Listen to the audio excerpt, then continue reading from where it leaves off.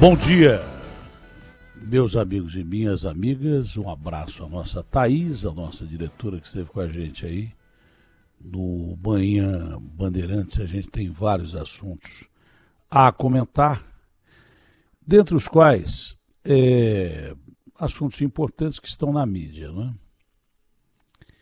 O primeiro deles é que, numa entrevista ao excelente jornalista, um bom camarada e jogador de basquete muito bom, o Bial, o governador Eduardo Leite, do Rio Grande do Sul, que falou comigo aqui ontem durante quase uma hora, e foi uma entrevista agradabilíssima, disse abertamente que era gay. É um ato de coragem num país preconceituoso como o nosso. Aliás, é um ato de coragem em qualquer país do mundo. Outro dia, no rugby, que é um esporte extremamente violento, né? É um esporte que é pegado demais, brigado demais, um jogador historicamente se declarou gay. Há dificuldade nos meios esportivos, seja futebol, seja atletismo, em que as pessoas assumam serem gays. O ato de coragem do governador, e é um ato de coragem mesmo, que o preconceito é grande e existe. E é inaceitável. Tudo que é preconceito é canalha. Tudo que leva à discriminação é canalha. Mas esse ato de coragem não impediu que, mesmo lá no Rio Grande do Sul, o governador fosse eleito prefeito e que fosse eleito governador. E que faz um excelente trabalho. E esse ato de coragem significa, mais do que tudo, que é um ser humano completo e que assume as suas posições em todos os sentidos. É honesto, decente, trabalhador e gay. E pode muito bem ser a opção do PSDB, ao Dória e ao Tasso Gereissati a disputar a presidência da República. O Eduardo Leite mostrou ontem o seu preparo, a sua capacidade, a sua forma de convencer pela honestidade. Muita gente ligou para cá dizendo, olha, eu voto nele porque eu gostei da entrevista. Eu não conhecia, mas eu votaria nele para presidente da República. Então, parabéns sim pelo ato de coragem de vencer preconceitos que existem no Brasil. No Brasil existem preconceitos contra nordestinos, contra negros, contra pobres. Preconceitos que são velados e existem. E, de repente, quem toma a decisão de simplesmente assumir o que tem que ser lembrado como uma pessoa de coragem. Simples assim. Alguns escolhem a opção de jamais revelarem que são gays. Por medo exatamente de represália. Mas quem escolhe a opção de revelar que é gay, na verdade se posiciona de uma forma, a meu ver, extremamente corajosa e para quebrar paradigmas. Parabéns ao governador do Rio Grande do Sul, que é realmente a pessoa que eu sempre pensei que fosse em todos os sentidos. Parabéns de verdade.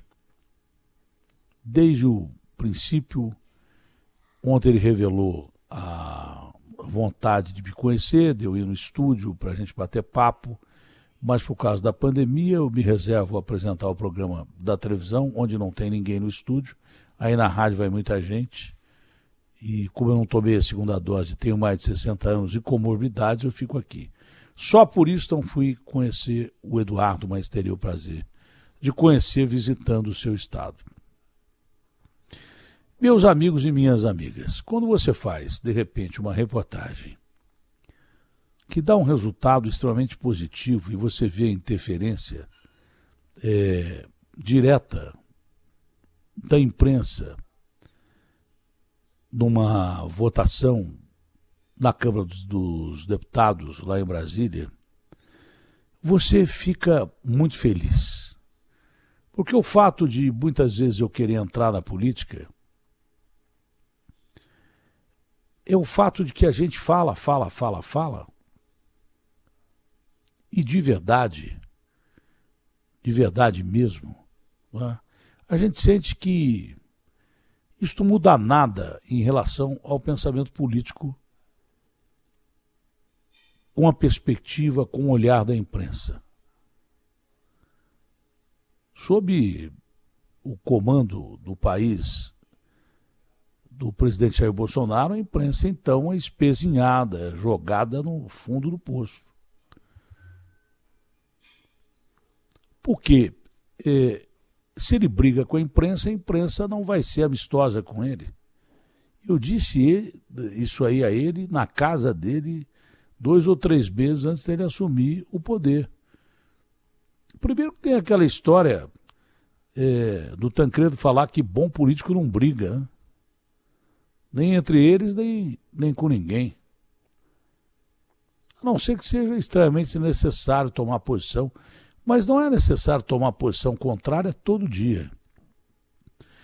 Mas a imprensa muda muito pouco a forma de pensar de parlamentares, presidentes e tudo mais, governadores. Os caras ouvem e riem na nossa cara. E a imprensa brasileira é uma imprensa das mais críticas do mundo, das que mais merecem respeito no mundo, e que liderou movimentos aí que mandaram para a cadeia 2 ex-presidentes, que empicharam 2 ex-presidentes e que levaram às ruas milhares de pessoas nas diretas já. A imprensa brasileira merece respeito. Muito jornalista brasileiro morreu defendendo posições numa época em que sabia que se defendesse determinados direitos, acabava morto e desaparecia. Mas quando você faz uma reportagem que ajuda alguém e dá resultado, é a maior felicidade do mundo. Eu vou explicar. Nós estamos vivendo uma pandemia que já levou mais de 500 mil de brasileiros. Quantos estão feridos nos hospitais e esperam a sorte de poder voltar a respirar? E depois enfrentam sequelas e mais sequelas que esses convênios de saúde não cobrem, não ajudem em nada. E o velho SUS, que foi tão criticado lá atrás, porque merecia ser criticado, já não tinha leitos e gente morria. Agora tiveram que injetar dinheiro no SUS para salvar pessoas. Mas a gente só fala da Covid. Chora os nossos mortos e tenta curar os nossos feridos. Mas quanta gente tem tanta doença que mata pra caramba? A cada 90 segundos uma pessoa morre do coração no Brasil. Quantas pessoas morrem de diabetes grave, que aliás eu tenho e o tratamento é caro. Se o governo não ajuda, a pessoa morre. Se não tem insulina, a pessoa morre. Quantas pessoas morrem das mais variadas doenças? O câncer que mata pra caramba.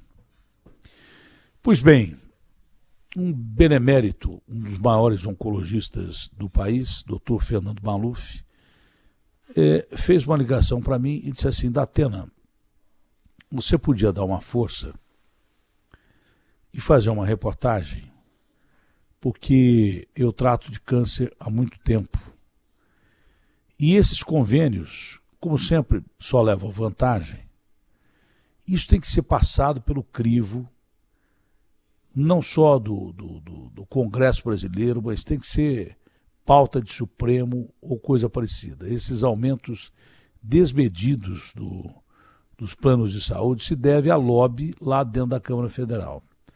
Mas o assunto não era o plano de saúde e vai ser hoje no Brasil Gente. Eu já pedi para fazer matéria de plano de saúde que agora está fraudando o cidadão com estelionato. Estão fazendo plano coletivo de uma pessoa só. Olha que absurdo. Esse é um outro assunto. Fora a exorbitância das mensalidades do plano de saúde. Você que não trabalha, perdeu o emprego, tem dinheiro para pagar plano de saúde? Evidente que não. Não tem dinheiro nem para comer, pagar energia elétrica, que aliás é outro tema. A Enel diz que vai chamar as pessoas para que as pessoas possam acertar suas contas. Ora bolas, essa Enel ganha tanto, mas tanto para prestar tão péssimos serviços a São Paulo, que ela podia anistiar as contas todas que estão para trás dos paulistas, que não pagaram a conta de luz porque não tiveram dinheiro.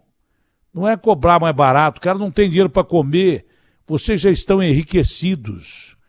Simplesmente anistiem as pessoas e começa do zero, que vocês vão continuar bilionários como sempre foram, prestando maus serviços. Mas vamos ao X da questão que eu estava dizendo aqui, que eu estou feliz por isso. Os planos de saúde pagavam o tratamento injetável do câncer. Mas aí o doutor Maluf me disse assim, Datena, eles não pagam 70% do tratamento do câncer. Eles só pagam a parte injetável, dos remédios injetáveis, quimioterapia e daí por diante. Mas há métodos hoje super avançados por via oral, né, que você pode tratar o câncer com a mesma eficácia, a mesma eficiência, na maioria das vezes. Então, 70% dos remédios de câncer são por via oral. E esses convênios não pagavam. E eu meti a boca, quebrei o pau, entrevistei inclusive o presidente da Câmara, o Arthur Lira, que foi sensível à situação, e nisso eu tenho que dar realmente a mão à palmatória e agradecer ao senhor presidente que prometeu aqui que ia correr atrás do assunto, e correu atrás do assunto e beneficiou milhões de brasileiros que precisam de tratamento para o câncer. Então, foi aprovado um projeto de lei que basta receber a sanção do senhor presidente da República para que os convênios sejam obrigados a pagar o tratamento oral das pessoas que têm câncer. E aí é claro que, além de feliz, eu fico emocionado, porque tão poucas vezes aquilo que a gente fala é ouvido ou respeitado por esses caras que, lá nos seus castelos de planaltos e palácios e benefícios, porque eles mesmos aumentaram os seus planos de saúde em termos de expansão de serviços, enquanto que o povo tem plano de saúde aumentado em parcelas para pagar e não tem dinheiro para pagar. Eles aumentaram em 167% a cobertura que eles têm. E com isso tem esses lobbies que permitem que você não consiga pagar a prestação do seu plano, que os aumentos são exorbitantes. Que o pulo do gato é um estelionato, plano coletivo de um só. Como é que é isso? Tinha que ser preso quem inventou isso. Mas o fato de que a Câmara aprovou esse tratamento via oral de pessoas que têm câncer, me deixou extremamente emocionado, porque vai beneficiar muitos brasileiros. Isso foi uma conquista de um comentário e de uma entrevista que eu fiz aqui na Rádio Bandeirantes. É a força do veículo, é a força do grupo, representando você que está aí do outro lado da tela, no tubo. Eu sei lá se está ruim, eu sei em casa que está ruim, mas continua ruim essa internet. E você que está do outro lado do rádio, porque o rádio é amigo, é companheiro, é o som que você escuta às vezes de alguém que você precisa ouvir. Talvez seja a única pessoa que você vai ouvir durante o dia todo. Quantas pessoas sozinhas têm o rádio como companheiro, não é? Então, que felicidade. Como eu gostaria sempre de cumprimentar um parlamentar aqui, um político aqui, quem quer que seja esse político, quando ele vota um projeto favorável a uma nação inteira. A gente que está sofrendo dores atrozes, porque o câncer mata de uma maneira brutal. Recentemente nós perdemos um menino brilhante, um menino bacana, que era o Bruno Covas, que enfrentou a doença como seu avô, bateu de frente com a doença, teve acesso aos melhores tratamentos do mundo, mas não conseguiu resistir. Imagine então quem não tem nem o remédio natural, às vezes nem para curar o câncer, mas para aliviar a dor e poder ter uma sobrevida. Então, eu gostaria todo dia aqui, ao invés de criticar e meter o pau e ser incisivo, como sempre fui, com parlamentares brasileiros, que esses caras botassem a mão na consciência e pensassem um pouquinho em você. Nós não precisamos de políticos geniais, de políticos super inteligentes, de políticos PhD em qualquer coisa. Nós só precisamos de políticos que entendam de gente, que entendam de povo. Precisamos de políticos que saibam o que o povo precisa. Uma única decisão dessa vai amenizar a dor de milhares de brasileiros. Uma única decisão dessa vai salvar milhares de brasileiros, milhões de brasileiros. Que bom seria se, na realidade, de verdade, o Brasil fosse assim, inclusive na política. Não é? Que bom seria se os políticos pensassem de fato em você, não só na hora do dedão na urna, em que você vai lá e deposita o seu voto. Pensasse em você de forma definitiva e sempre, toda hora, governo para o povo e pelo povo.